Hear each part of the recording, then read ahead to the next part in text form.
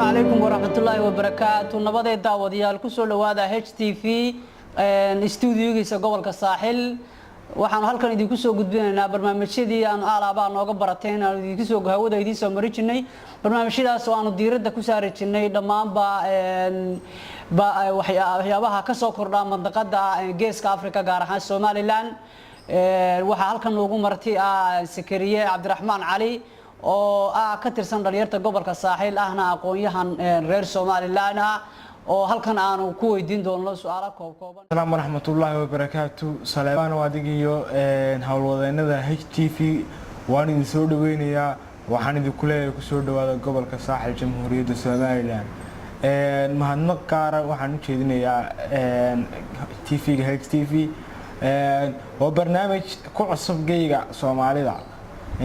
runtii waana barnaamij ay ka faa'iideysanayaan dhalinyaro fara badan oo ku nool Somaliland ama dhalinyaro fara badan oo kamid ah dhalinyarada caalamka ee Soomaalida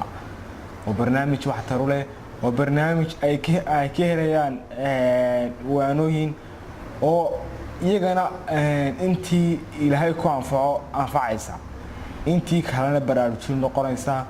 waan soo dhaweynayaa barnaamijka aad baan u mahadsantahay. soo booqanay gobolkii aad joogtay ee Saaxil sidaynu ogsoonahay ama Soomaalidu wada ogsoon tahay xadaaradda Soomaalida waxay ka soo bilaabantay gobolada dhaca dhinaca xeebaha sida Berbera oo kale dadkii inoo yimi ee Carabta ka yimi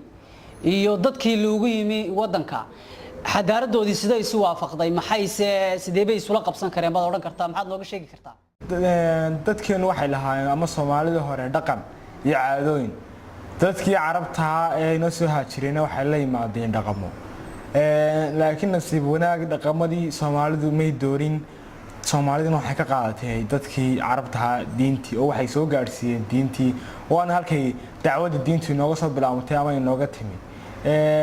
dadkii Carabta dhaqankoodina maynaan qaadan waxaanu sii wadnay dhaqankeennii oo inoo gaar ahaa sidaasaan isu waafaqeen أحمد سكو إمك دتكنو بريجو هوري واحد ترسن شرين حدقسكا أما حدقسكا أيه كعبري شرين حل الروبات كي وقت يدا كلا دون إمك حدقسكي يوحي وباسكريان محا أما هو كجود بينه كمر دغمان محا كوسكريا أما سواد سوران كرتا وسؤال وناكسن علمي جا حدقسكا ولا يلاوي أما حدقيه دتكوي يلاوي waxaana sababay dadkii oo ka soo baxay miyiga ama magaalooyinkii soo galay cilmiga dadka waxa bari jirtay baahi loo qabay saacad ama de wax lagu tirsado oo aan la haynin laakiin qofku wuxuu kala soconaya wixiisiba de timetable iyo saacad iyo computer ba laga wada soconaya cilmigiina waa la ilaaway kulay way jirtaa meelo imka lagala sii haysto ama dad ku dhaqma waana dadka magaalooyinka fogfog miyada fogfog jooga ee aan helaynin saacad ama meel ay ka ogaadaan waqtiga